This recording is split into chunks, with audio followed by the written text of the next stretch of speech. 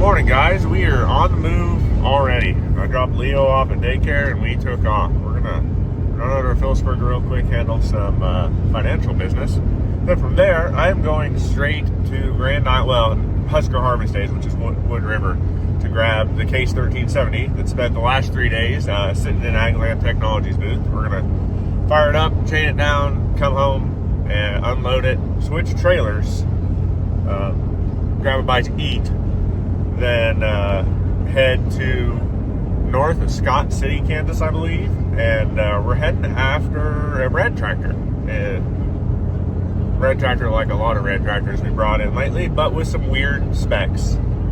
So, and I don't know what that thing's plans are yet. With the way it's spec'd out, it might be best in parts, actually, but it also looks like it could run, so undecided.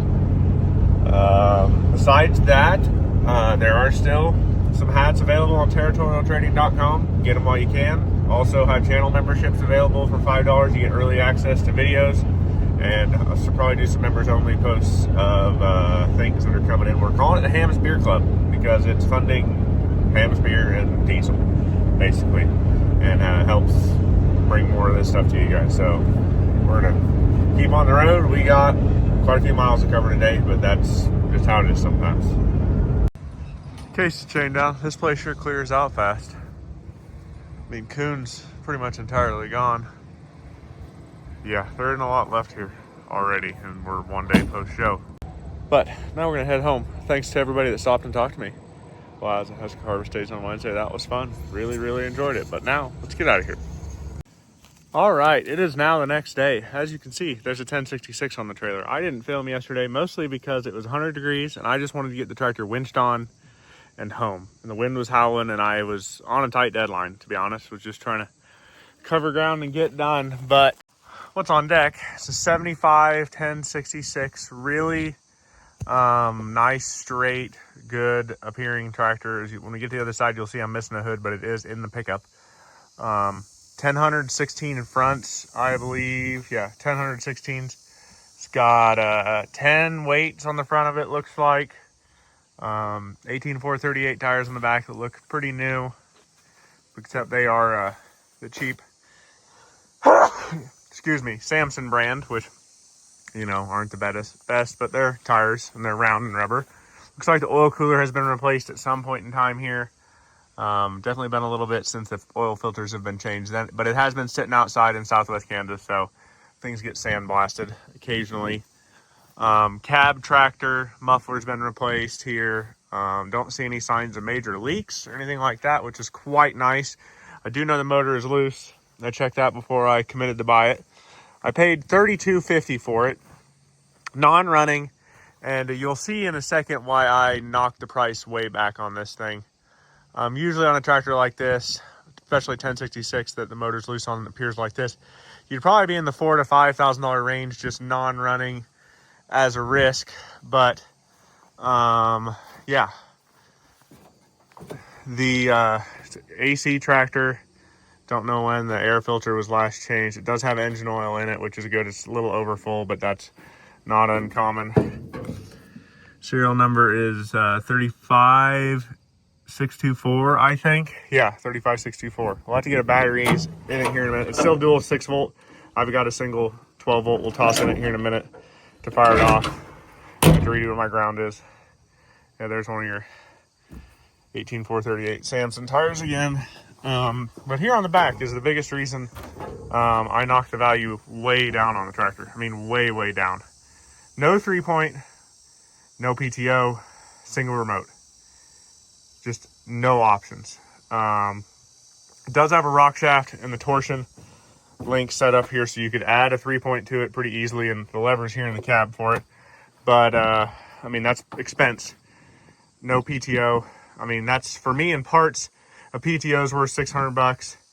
The dual remote kit, I usually get like $375 out of one of those to add another remote to a guy's tractor. And then no 3-point, I mean, that's another $500-600 in parts there. So that's just a lot of dollars in parts gone in a hurry for me if this thing gets parted out or is a running tractor. It's gonna be really hard to sell a tractor with a bareback. I mean, really, truthfully, doesn't get much damn harder to sell than that. But hood is here. We'll have to get bolts to put it on here in a minute. It was inside a Quonset, so it's got some surface rest and stuff on it. The hood was. Tractor was outside, actually. But it's got wheat belt implement, sales and service in Scott City. So I assume this is a Scott City native tractor, and it came from north of Scott City a little ways. In the cab, I mean, the cab's actually pretty nice. Just needs a cab kit, I would say. Looks like we might have been leaking some antifreeze, and that's penetrating oil. One remote. Got your AM FM radio over there, so makes me think the radio in this thing died at some point in this time. Got rat poop. That's nice. I had the battery cover off last night looking at stuff. Co-op magnet up there. Some papers being held up. No radio here in this tractor. Pretty bare bones. It does have an AC compressor on it. The hours I cannot read currently. We're gonna have to clean that off, but honestly I doubt it's a lot of hours. I'll have to drive it to see what the shifter feel like. It's like the original ammeter died. It does have turn signal set up here. One remote, there's your hydraulic and 3-point stuff. Yeah, not a bad tractor by any means, just way low option here. But I guess I will redo the ground cable setup. And I'll check hydraulic oil here real quick while I'm in the cab. Check antifreeze, and we'll see if we can fire this thing up and drive it off the trailer today. And we'll get a better look at how it runs down on the ground. And you guys can, offer opinions of what you think the value of this tractor is bareback. It's going to be really hard to sell bareback. It's about going to be torn down for parts, sell the motor out of it. I mean, I don't know. Just a darn hard tractor to sell to a lot of guys. I take a lot of abuse on guys anyway for having tractors without 3-point. Having one without 3-point and PTO. It's not good. I should probably open the windows here, let this thing air out a little bit as well, and we'll try to fire it up. All right, battery's in. Let's crawl up in here and see if it cranks, I guess. I need to clean this cab out. We got juice. Throttle open. We're in neutral. Clutch down.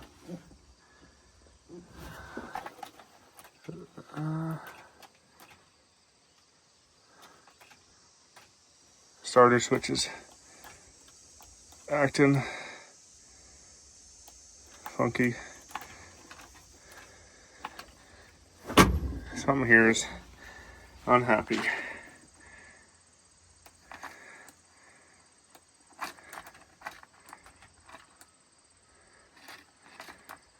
See what I mean?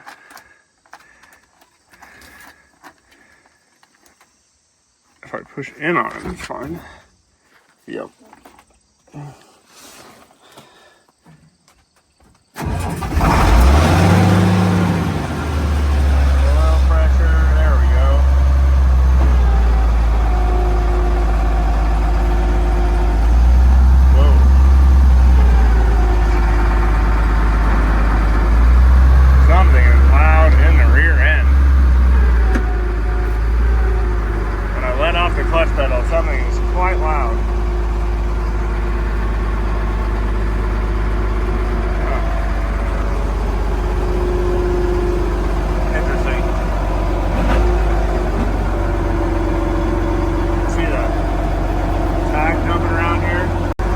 Hear that? As soon as I let off the clutch, it stops. The motor loads down like it's partially in gear or something, in the rear end or clutch is quite unhappy. We're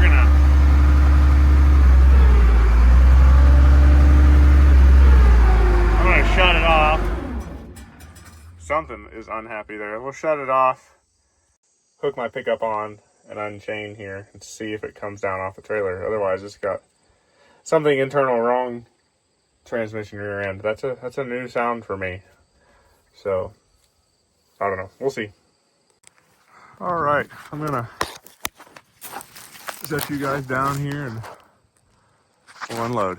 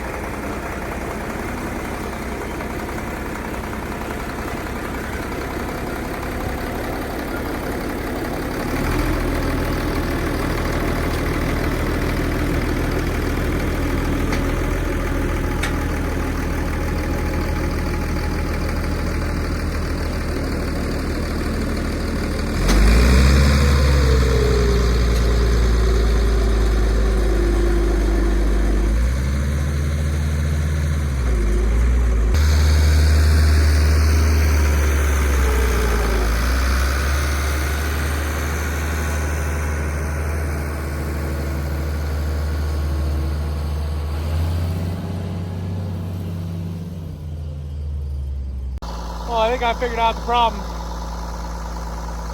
It's not a great one. I did throw that hood on. It doesn't match so good. It's been off the tractor a while, I would say, wouldn't you? But whatever. The problem, I believe,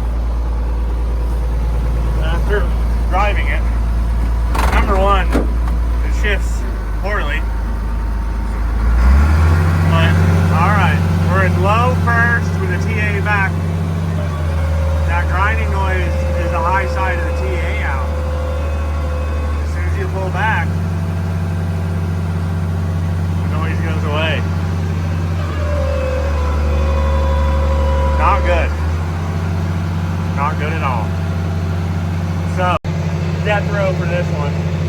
It's not worth fixing. Doesn't have PTO, doesn't have 3-point, one remote. Motor sounds great, so it'll make parts, but that noise right there, not good.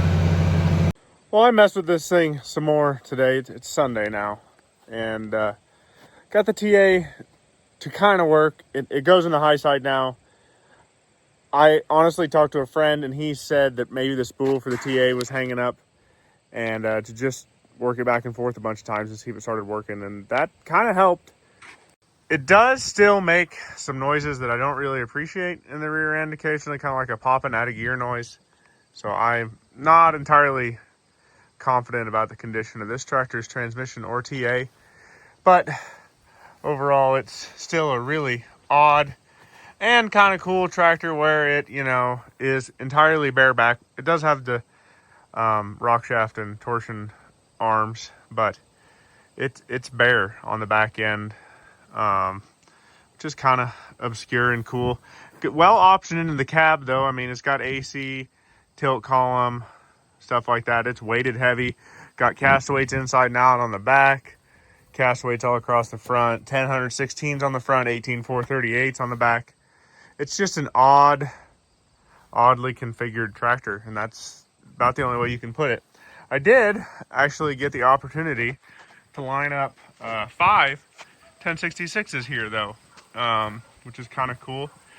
Didn't realize I had quite this many, and I actually have one more that's right there that I've been taking parts off of for a while, but kind of cool to have 5 of them. That's a 73 1066, wide swing drawbar with no 3-point and dual PTO, dual remote. Was actually a cab tractor originally, came out of Canada. Restoration Tractor Sales in Pennsylvania set it up as a open station that has all the right parts on it. Good running tractor. I have bought and sold that one and traded that one many times now. This one's from last week. It's a 75 wide swing drawbar, dual PTO loader.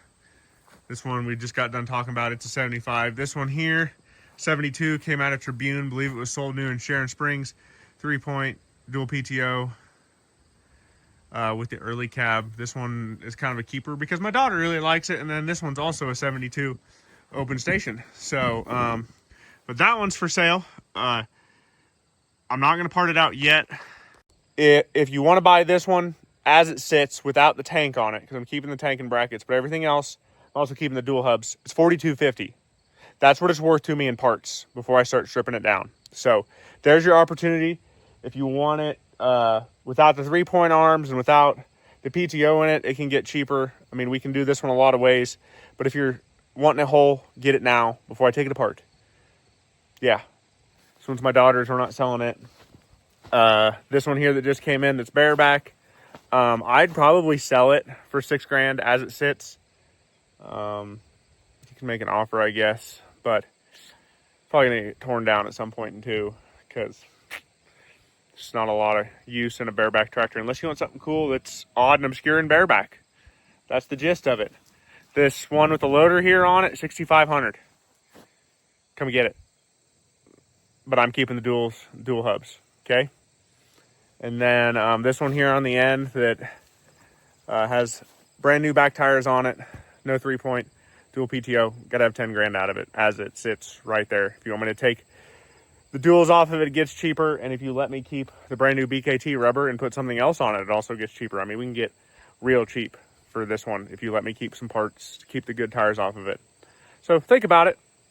But that's going to be it here, guys. That's a whole lot of 1066s in line here today. And just glad this one runs and drives. Well, yeah, this one here runs and drives. And we're going to go home, see the kids and wife, have fun. You guys take care. Please check out all the merchandise, well, the new hats on territorialtrading.com, and all the parts and memorabilia and everything else like that, toys, whatnot. Please like, share, and subscribe. I'm on all the social medias as @TeamOnTIH. You guys take care.